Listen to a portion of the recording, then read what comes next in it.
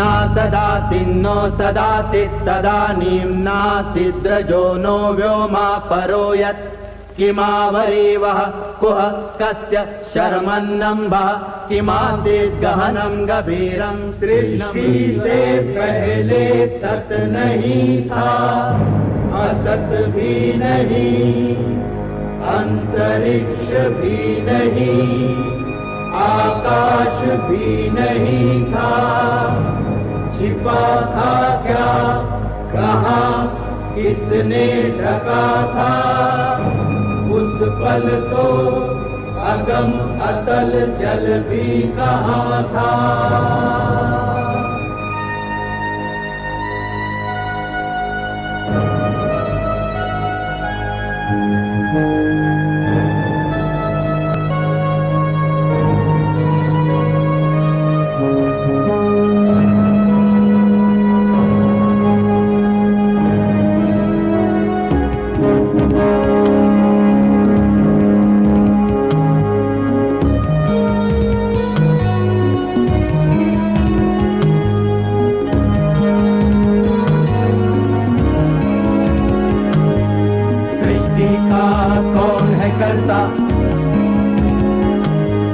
करता है वाह करता,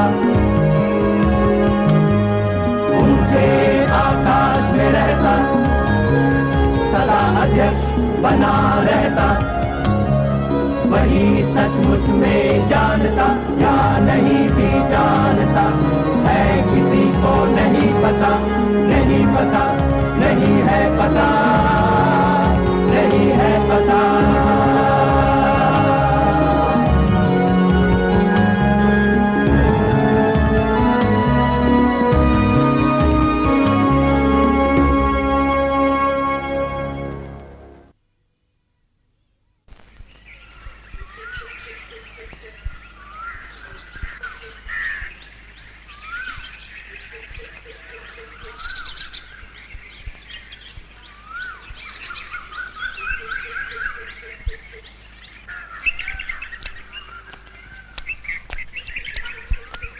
खेती के विकास के साथ जब श्रम का विभाजन हुआ तो लोगों ने प्रबंध व्यवस्था के लिए एक सरदार चुनने की जरूरत महसूस की। कबीले के लोगों के साथ सरदार भी खेत में काम करता और पैदावार का बंटवारा करना उसी की जिम्मेदारी होती। पर जल्द ही सरदार का ओहदा पुश्तैनी हो गया और फिर उसमें और किसी राजा में फर्क बहुत कम रह गया। उस वक्त हिंदुस्तान में बहुत से छोटे राज्य फैले हुए थे। हर शहर और उससे जुड़े कुछ गांव और खेत की अपनी अलग हुकूमत हुआ करती थी। इस तरह के राज्य नगर गणतंत्र थे, जिनमें कोई एक राजा नहीं बल्कि शासन के लिए चुने हुए नुमाइंदों की एक सभा होती थी। मगध की राजधानी पाटलिपुत्र के पास लिच्छवियों का नगर था वैशाली। वहां के गणसंघ का शासक नायक कहलाता था और नायक का चुनाव कुलीन जनों की सभा किया करती थी। उस समय के प्रमुख राजतंत्र थे मगध, विदेह, कौशल, काशी और पांचाल। ईसा पूर्व 7वीं शताब्दी तक अलग अलग कबीलों ने 16 बड़े राज्यों या जनपदों की स्थापना की। ये जनपद दो तरह के थे, राजतंत्र जो गंगा के मैदानों में फैले थे और गणसंघ जो हिमालय की तराई और उत्तर पश्चिमी हिस्सों में। लेकिन चाहे वो राजतंत्र हो या गणसंघ, बुद्ध काल तक सत्ता पर आधारित राज्य की पूर्ण रूप से स्थापना हो चुकी थी।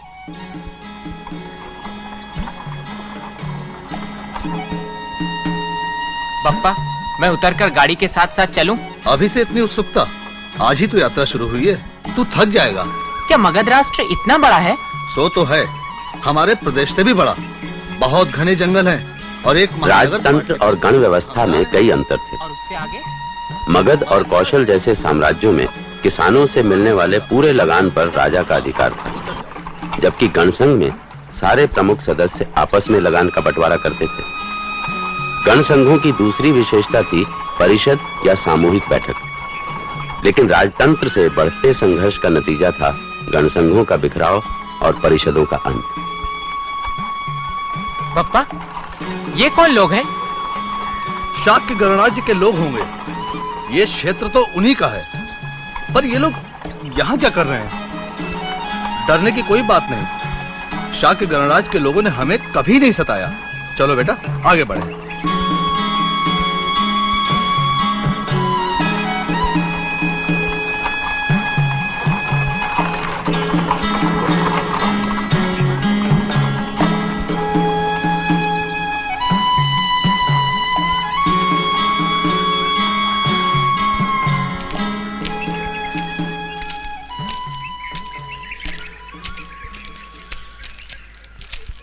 किस ओर जा रहे हो? पाटलिपुत्र। माल क्या है? यही व्यवसाय का सामान, कपड़ा लत्ता। चुंगी देनी होगी। चुंगी? किस लिए? मार्क कर। वो तो मैं दे चुका हूँ। किसे दे चुके हो? कौशल राज्य के राज्य अधिकारी कोष में। वो सब हम नहीं जानते। ये शाक्य गणराज्य के सभा की ओर से कर है। एक ही मार्ग के उपयोग के लिए दो दो बार कर मैं क्यों दूं? देखिए, मेरा एक छोटा कारवां है, मैं एक निम्न वणिक हूं। दो दो बार कर चुकाने की ताकत मुझ में नहीं है। फिर यहां से नहीं जा सकते। जाओ सारा माल उतार लो। अरे अरे ये क्या कर रहे हैं आप लोग? हट जाइए, वो बच्चा है, छोड़ दीजिए उसको, छोड़ दीजिए, मत कीजिए। अरे जाने दीजिए। तुम्हें अच्छी तरह से ज्ञान है कि ये व्यापारी क्या नाम है इसका? वसीथक। हाँ, व्यापारी वसीथक। क्या वो निश्चय ही कौशल राज्य का निवासी है? जी महाराज, कौशल व्यापार शनि से भी पता करके आया। सामान्य सदस्य, वैसे छोटा मोटा व्यापार है उनका। और उसके इकलौते बेटे की हत्या हुई? जी महाराज, बहुत बुरी तरह से मारा गया। वो तो अभी अबोध बालक ही था। अच्छा, तुम्हारा क्या विचार है? शाह के घनसंघ को उस मार्ग पर चुंगी कर लगाने का कोई अधिकार नहीं है महाराज। वो अच्छी तरह जानते हैं कि वहां का मार्ग कर हम पहले ही नियमित रूप से प्राप्त करते आए हैं। कौन कहता है कि उन्हें कोई अधिकार नहीं? मार्ग उनके क्षेत्र से होकर निकलता है। सामान्यतः उनमें और हम में चुंगी कर बांटने का समझौता होना चाहिए, परंतु यह देखते हुए कि चोर उचकों के साथ समझौता करें, कभी नहीं। अब शाह के गणराज्य ने अपने आप को स्वयं फंसा लिया है। हमें अब उन्हें समाप्त करने का एक अच्छा बहाना मिला है। क्यों गुरुजी, आपका क्या विचार है? जितना शीघ्र यह शुभ कार्य हो जाए उतना ही अच्छा। वे लोग भ्रष्ट हैं। यज्ञ दान बलि में उनका विश्वास नहीं, ब्राह्मणों का आदर नहीं। यदि आप युद्ध करना चाहते हैं महाराज, तो याद रहे उनका हर सदस्य सशस्त्र सैनिक है और हमारी सेना में लड़ने वाले बहुत कम हैं। भर्ती नहीं करेंगे तो लड़ना निरर्थक होगा महाराज। सेनापति अम्बरीश, आपका यह तर्क ठीक नहीं है। हमारी सेना इतनी कमजोर नहीं है कि शाह के गणराज्य का विनाश न कर सके। और फिर अधिक सैनिक भर्ती करने के लिए साधन कहां से लाऊं? कर बढ़ाइए। कर बढ़ाना आसान है अम्बरीश, किंतु समेटना कठिन। सेनापति को याद नहीं शायद कि पिछले माह कर राशि दुगनी कर दी गई है। राज्य की भलाई के लिए राजा जब चाहे कर बढ़ा सकता है। तब भी जब यह राशि एक पूरे गणराज्य के विनाश पर खर्च होगी। क्या शाह के गणराज्य को अस्तित्व का उतना अधिकार नहीं जितना कौशल राज्य को है? नहीं, अधिकार नहीं है। तुम इतने सालों से हमारे सेवक रह चुके हो, अब भी गणराज्यों के बारे में उल्टा सीधा सोचते हो। गणराज्यों से हमारी शोभा दब जाती है, हम आगे नहीं बढ़ सकते। और फिर उनके पास उपजाऊ क्षेत्र है, वो हमारा व्यापार मार्ग कभी भी रोक सकते हैं। हमारी प्रजा हमें एकमात्र शासक स्वीकारती है और बदले में हम उनकी रक्षा करते हैं। किंतु गणराज्य के लोग कुएं के मेंढक जैसे हैं, वो किसी के सामने झुकना ही नहीं चाहते। महाराज, मेरे अपने प्रियजन मल्ला गणराज्य के सदस्य हैं और मैं उनका विनाश नहीं चाहता। वो शायद बच जाएंगे, क्योंकि उन्हें शाक्यों जैसा झूठा अभिमान नहीं है। किंतु शाक्यों को मैं क्षमा नहीं कर सकता। महाराज प्रसन्नजित, हमारे पिता ने उनसे एक क्षत्रिय वधू की मांग की थी, तो क्या किया था उन्होंने? अपनी एक दासी भेजी। मेरे पिता एक शाक्य स्त्री से विवाह के योग्य नहीं थे क्या? मेरी अपनी माता उनकी दासी रह चुकी है, मैं उन्हें क्षमा कैसे कर सकता हूं? नहीं, कभी नहीं। महाराज, आपका क्रोध और दुख अपनी जगह पर उचित है, परंतु गणराज्य और साम्राज्य दोनों के अधिकार एक हैं। और गणराज्य अपने अस्तित्व के लिए मर मिटने को तैयार है। उन्हें विध्वस्त कर देना चाहिए। उन अधः पतित क्षत्रियों को जो वैदिक रीत नहीं मानते, वे विधर्मी जो होम हवन यज्ञ और बलि को नकारते हैं, उनका अंत निश्चित है। हाँ, उनका अंत निश्चित है। क्या राज्य और शासन होम और बलिदान पर निर्भर है? अवश्य है। यदि महाराज विरुद्ध का अनुमति दें तो मैं अपने शास्त्रों के विषय में कुछ कहूं। अवश्य। राज्य और राजा दोनों का साथ है। यह तब हुआ जब मनुपुत्र अंगा का पुत्र वेन राजा बना। ऋषियों ने उसका अभिषेक किया और उसने चारों ओर यह घोषणा करवाई कि वेन आज से संसार का स्वामी है, उसी के नाम से बलि और आहुति दी जाएगी। तो ऋषियों ने कहा, जिस राज्य में आहुति देकर हरि की पूजा की जाती है, उसके राजा की सारी इच्छाएं हरि पूरा करते हैं। तो वेन ने कहा, कौन है ये हरि? क्या तुम लोग नहीं जानते कि सारे देवता जो शाप और वरदान, सुख और दुख देते हैं, वो सब उसी व्यक्ति में निवास करते हैं जिसे राजा कहते हैं। ऋषियों ने क्रोध में कहा, राजन, इतना अभिमान ठीक नहीं, हरि की बराबरी का दुस्साहस न करो। वेन ने कहा कि ऋषियों, बिना हरि के तुम कुछ भी नहीं हो। यज्ञ और बलिदान के बिना तुम मुझ पर अपनी धौंस नहीं चला सकते। और उसने अपने सैनिकों को आदेश दिया कि यदि ऋषि पूजा करने के लिए तैयार नहीं होते तो उन्हें यहां से खदेड़ दिया जाए। ऋषि वहीं अड़ गए और चिल्लाने लगे, मारो मारो इस दुष्ट को, जो हरि की निंदा करे। ऐसे राजा को जीने का कोई अधिकार नहीं। और यज्ञ के लिए तैयार कुशाओं से उसे मारने लगे। कुशाएं तलवार बन गई और राजा वेन वहीं ढेर हो गया। राजा वेन की मृत्यु से सारा आकाश धूल के बादलों से ढक गया। नागरिक भागे आए, कहने लगे, ये क्या, हमारे राजा को मार डाला। राजा के बिना हमारी रक्षा कौन करेगा? चोर लुटेरे नागरिकों की संपत्ति पर अधिकार जमाते फिर रहे हैं। ये धूल इसीलिए उड़ रही है। ऋषियों ने फिर निर्णय किया कि राज्य में व्यवस्था के लिए तुरंत किसी और को राजा बनाया जाना चाहिए। वो उस पुत्रहीन मृत राजा की जंगा को सहलाने लगे। एक क्रूप सा मनुष्य उत्पन्न हुआ। ऋषियों ने जब उसे देखा तो बोले, अरे ये तो बहुत क्रूप है, ये तो राजा नहीं बन सकता, जाओ इसे कहीं छोड़ाओ। सैनिक उसे दूर कहीं जंगल में छोड़ाए और तब से निषाद जाति को जंगल से बाहर आने की अनुमति नहीं। ऋषि बोले, निषाद ने जन्म लेकर वेन के पापों को उसके शरीर से निचोड़ लिया है। अब हमें एक और पुत्र चाहिए जिसे राजा बनाया जा सके। वेन की दाहिनी भुजा मली तो उसमें से अस्त्र शस्त्र कवच धारण किए अग्नि के समान प्रकाशवान एक पुरुष प्रकट हुआ, पृथु। पृथु बोले, हे मुनिगण, मुझे धर्म की मर्यादाओं का सूक्ष्म ज्ञान प्राप्त है। मैं आपके सभी आदेशों का निसंकोच पालन करूंगा। पृथु ने लोगों का रंजन किया, इसीलिए उसे राजन कहा गया। उसने ब्राह्मणों के क्षत अर्थात घावों को भरा, इसलिए उसे क्षत्रिय कहा गया। उसी के शासनकाल में दुनिया सद्भाव और सज्जनता के लिए प्रख्यात हुई, इसीलिए उसे पृथु की बेटी पृथ्वी कहा गया। तथागत गौतम बुद्ध ने कहा है कि वे राजपुरुष जो समृद्ध और संपन्न राज्यों पर शासन करते हैं, अपनी अतृप्त इच्छाओं की पूर्ति के लिए अपने लोभ का उपयोग दूसरों के विरुद्ध करते हैं।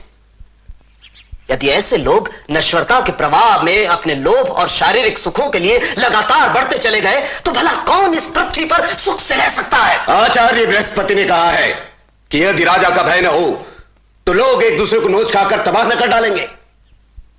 समाज आधारित है कृषि और व्यापार पर, और उसकी रक्षा करते हैं वेद, और इन सबों की रक्षा राजा अपने कर्तव्यों का पालन करके करता है।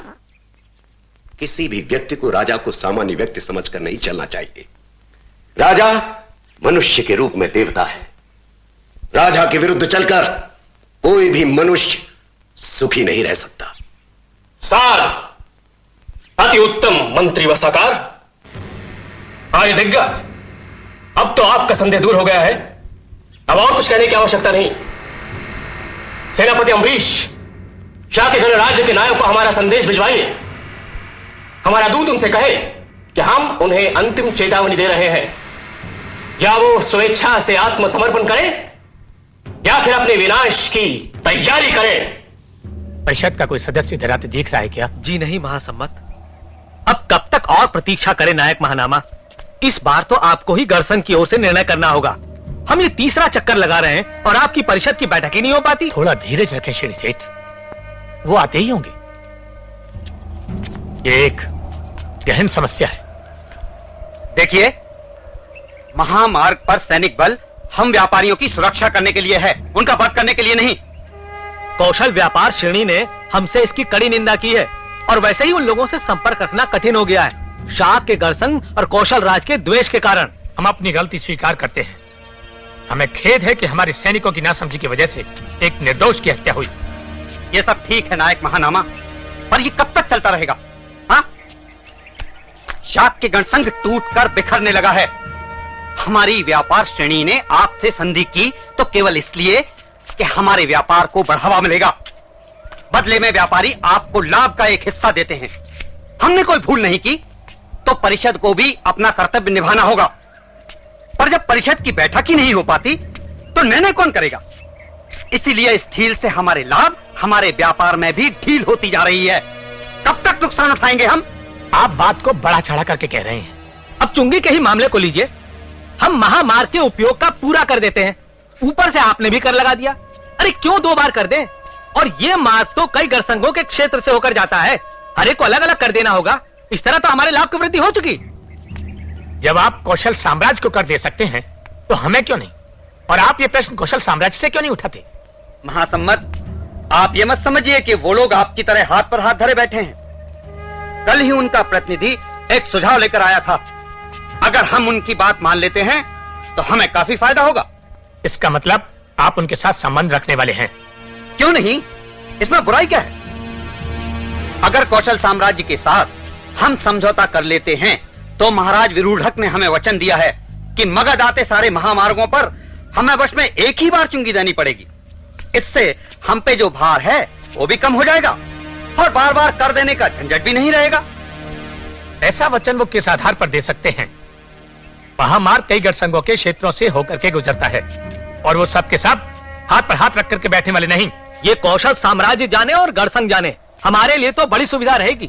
और जिस प्रकार आपकी परिषद कार्य कर रही है आजकल, स्पष्ट है कि महाराज विरूढ़क का पलड़ा भारी है। महाराज विरूढ़क हमें रोनना चाहते हैं, हमें कुचलना चाहते हैं, जैसे मगध साम्राज्य ने लिच्छावी गणसंघ को नष्ट कर दिया। यह एक योजना है। प्रेमित, मैं आपसे हाथ जोड़ करके निवेदन करता हूं कि लोभी राजा विरूढ़क के सहयोग से हाथ को रोकिए। कौशल और मगध उस सब के प्रतीक हैं जिस सबसे हम घृणा करते हैं।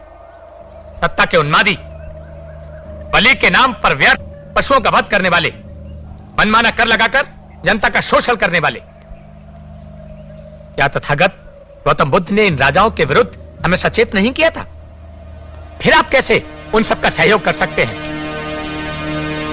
साम्राज्य प्रबल है, उसका विकास हो रहा है, हमारे लाभ की वृद्धि के अवसर भी वहां पर अधिक हैं और यहां तो कम ही होते जा रहे हैं। अब आप ही बताइए, हम क्या करें? यह एक बुरा दौर है, पर सदा ऐसा नहीं रहेगा। परिषद अपनी गति से काम करेगी। बस थोड़ा धीरज रखें, धीरज।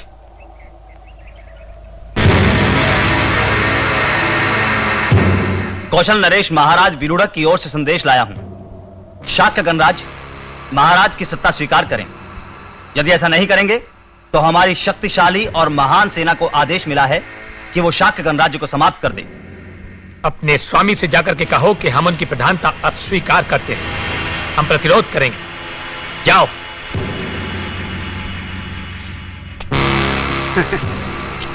अब शायद परिषद के सदस्य हाथ पैर हिलाने लगे। ठीक कहा, परंतु पहले तथागत महात्मा बुद्ध से विमर्श करना होगा।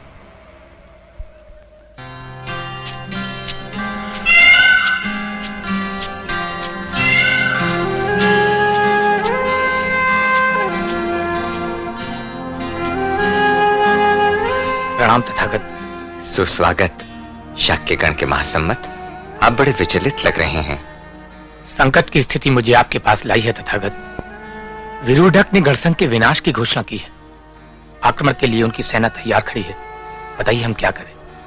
आपने हमें सिखाया है कि हत्या करना पाप है, तो फिर हम उनके आक्रमण का प्रतिरोध कैसे करें? क्या शाक्य गणसंघ की परिषद अक्सर इकट्ठे होकर राज्य के संबंध में विचार विमर्श किया करती है? कई दिनों से इसमें कुछ ढील अवश्य रही है तथागत। सच पूछा जाए तो पिछले 8 मास से कोई बैठक नहीं हुई। तब तो भविष्य गंभीर है।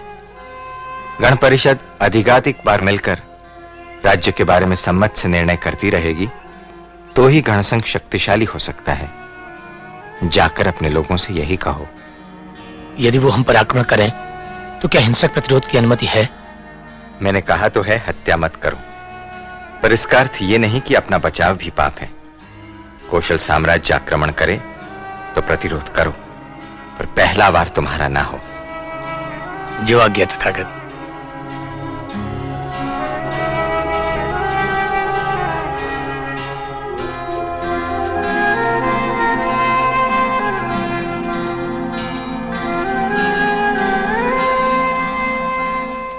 सुनो सुनो सुनो, कौशल नरेश द्वारा नगर के द्वार को घेर लिए जाने के संबंध में शाक्य गणसंघ की परिषद ने एक फैसला किया है।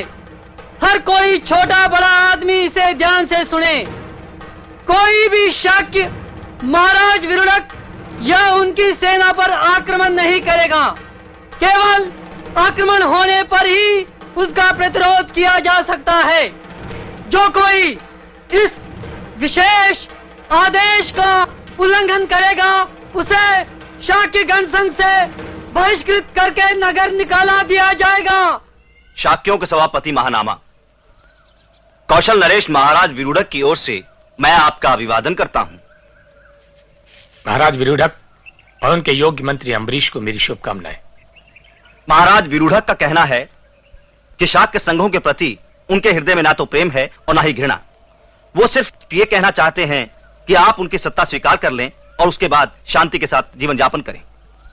आपने कितनी सहजता से इस बात को रख दिया, जैसे कि आपके महाराज की सत्ता स्वीकारना कोई बहुत साधारण सी बात हो। क्षमा करें, हम प्रतिरोध करेंगे। हमने यही निश्चय किया है। लेकिन कितने दिनों तक? आपकी जनता भूखों मर जाएगी, क्योंकि आपका कोई भी आदमी खेतों में काम करने के लिए बाहर नहीं जा सकेगा। हमारी सेना यहां की हर चीज नष्ट कर डालेगी। यदि इस बार हमारी सेना आपके नगर द्वार में प्रवेश पाने में असफल भी हो जाती है, हम दोबारा आएंगे, बार बार आएंगे। हमें कोई जल्दी नहीं है। हमारे पास धन है, सेना है, साधन है। हम आपको थका डालेंगे जब तक आप हमारे सामने घुटने ना टेक दें। हमारे राजा बड़े हठी हैं। शायद आपके महाराज ये नहीं जानते कि वो क्या कह रहे हैं। वो इतना भी नहीं जानते कि उनकी सत्ता को स्वीकारने में हमें इतना संकोच क्यों है। आपके राज्य में हर एक व्यक्ति का भाग्य राजा के नियंत्रण में है। हमारे गणसंघ में हर व्यक्ति को मत देने का अधिकार है, और हम ये अधिकार इतनी आसानी से नहीं गंवाएंगे। वर्षों पुरानी अपनी शैली को इतनी आसानी से मिट्टी में नहीं मिलने देंगे। महानामा, अपने चारों ओर नजर तो दौड़ाइए। गणों के दिन अब खत्म हो चुके हैं, और जिस जीवन शैली की बात आप कर रहे हैं वो भी अब खत्म हो चली है। भूल जाइए उसे। यदि आप मेरी बात मानते हैं तो हमारे महाराज खुश होकर आपको बहुत इनाम देंगे। धन, पद, सुंदर स्त्रियां, जो आप चाहेंगे मिलेगा। द्वार खुलवा दीजिए। आप शायद अब भी नहीं समझे। आप समझते हैं कि मैं स्वयं यह निर्णय ले सकता हूं कि द्वार खोल दिए जाएं, लेकिन नहीं। देखिए, इस समस्या को परिषद के सामने रखना होगा। परिषद की खुली बैठक में एक सामूहिक निर्णय लिया जाएगा। परिषद? कौन सी परिषद? परिषद तो जर्जर होकर टूट चुकी है।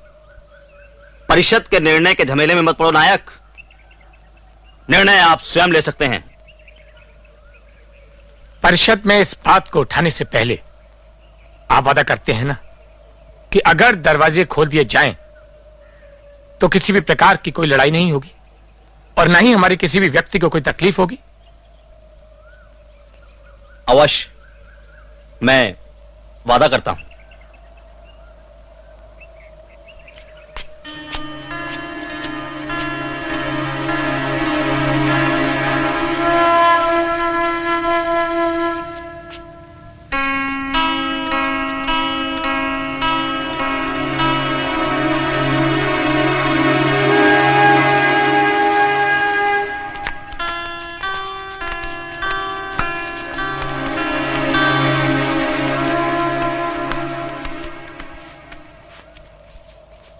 मित्रों, शाक्य गणसंघ के प्रमुख हो, आप सब अच्छी तरह से जानते हैं कि आज हम क्यों एकत्र हुए हैं।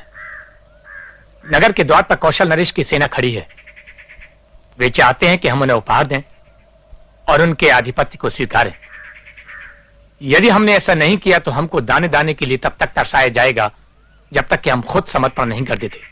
वो हमसे चाहता क्या है? उसके मूर्ख पिता ने हमारे यहाँ की दासी से शादी की थी और वही दासी पुत्र हमें डराने की कोशिश कर रहा है। वो चाहता है कि नगर के द्वार उसके लिए खोल दिए जाएं, ताकि वो हमारे साथ एक संधि कर सके और कपिलवस्तु में अपने साम्राज्य की घोषणा कर सके। हम उस दासी पुत्र पर भरोसा कैसे कर सकते हैं? क्या राजमुकुट के लिए उसने विश्वासघात करके अपने पिता को बंदी नहीं बनाया था? क्या सेनजीत इस युग के महान सम्राट नहीं थे? और अब वे कहां हैं? क्या आप आश्वासन दे सकते हैं कि एक बार मुख्य द्वार खुल जाने के बाद वो अपने सैनिकों को खुली छूट नहीं देगा? मेरा सुझाव तो यह है कि हमें उन्हें अंदर नहीं आने देना चाहिए, बल्कि दूसरे गणसंघों को संदेश भेजना चाहिए ताकि वो हमारी सहायता के लिए आ सकें। किन गणसंघों को? कौशल और मगध नरेश तो हमें पूरी तरह मिटा देने का निश्चय कर ही चुके हैं। वाद विवाद का समय नहीं है हमारे पास। या तो हमें युद्ध नहीं करने की नीति को अपनाना चाहिए, अन्यथा संधि कर लेनी चाहिए। उस समय हमने जो युद्ध न करने का निर्णय लिया था वो ठीक नहीं था। पर ये तथागत की भूमि है और हम सब उनके अनुयायी हैं। हम किसी के प्राण कैसे ले सकते हैं? उस नीच का विश्वास ही कौन कर सकता है? कौशल नरेश वचनबद्ध हैं। उन्होंने कहा है कि यदि नगर के द्वार खोल दिए जाएं तो हमारे किसी भी व्यक्ति को कोई हानि नहीं पहुंचेगी। मुझे लगता है कि हमें नगर के द्वार खोल देने चाहिए। महासम्मत से एक सवाल करना है, खास तौर पर जब आप समर्पण का प्रचार कर रहे हैं।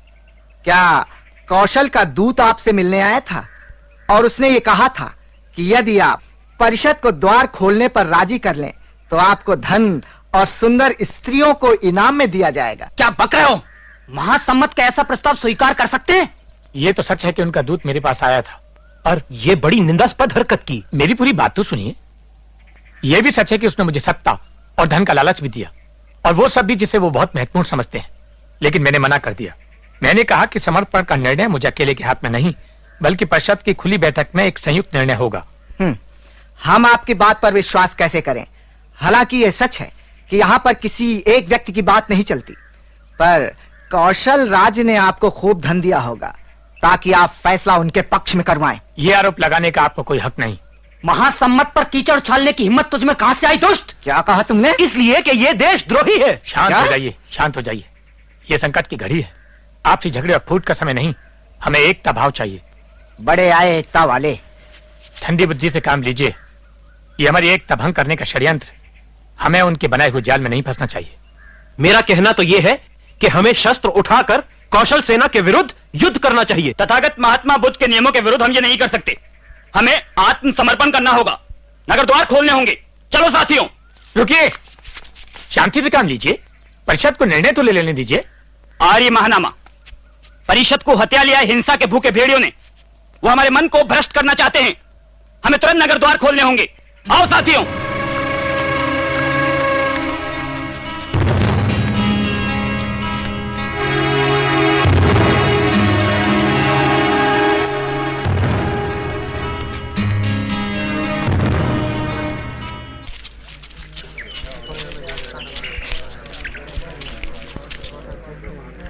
द्वार खोल दो।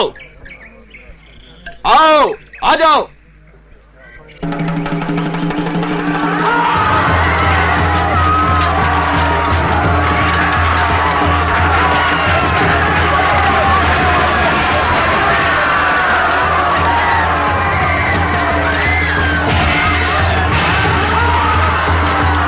रुकिए, रुकिए, रुक जाइए। यज्ञ मत कीजिए, रुक जाइए, रुक जाइए, रुकिए, रुकिए, रुकिए, रुक जाइए, रुक जाइए। महाराज, मैं इन घमंडी शाकों को ये बता देना चाहता हूँ कि राजा क्या होता है। हाँ, इन शाकों का मुंह हमेशा के लिए बंद कर दो।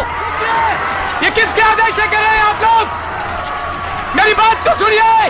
रुक जाइए, रुक जाइए, रुक जाइए। हटा। रोकिए, रोकिए, रोकिए, रुक जाइए। नगर के एक एक व्यक्ति को खत्म करो।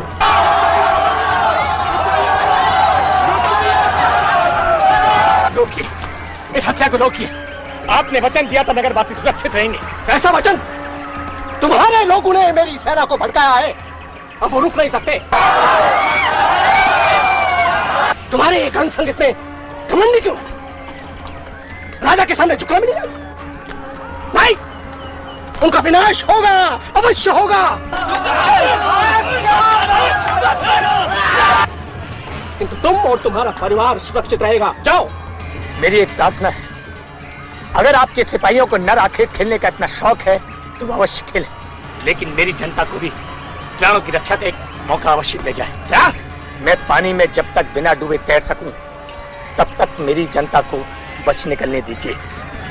राजन, महानामा आपके पिता के पुराने मित्र हैं, इसलिए इनकी प्रार्थना स्वीकार की जाए।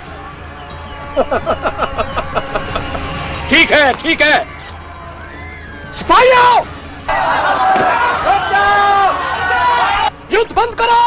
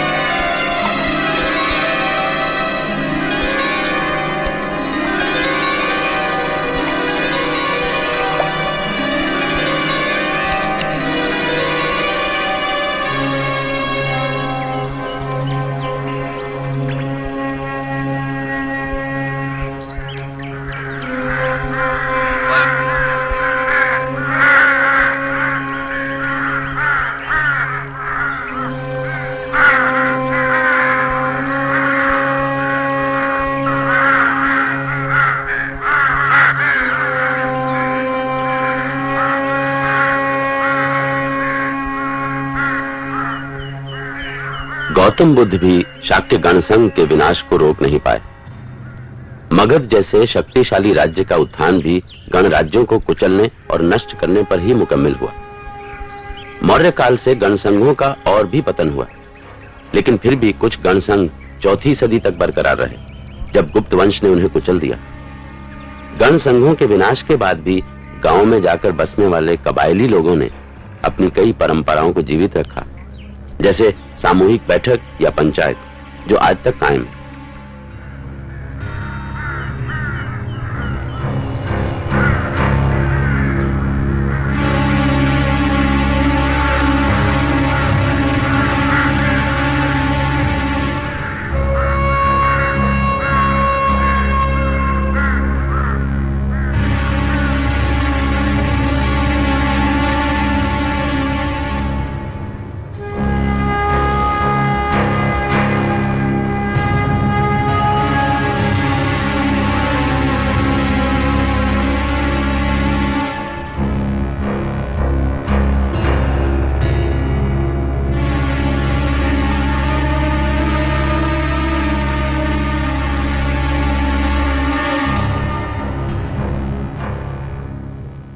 शुरू में राजा का चुनाव होता था, पर धीरे धीरे यह ओहदा पुश्तैनी हो गया और राजा के मरने के बाद उसका सबसे बड़ा बेटा गद्दी पर बैठने लगा।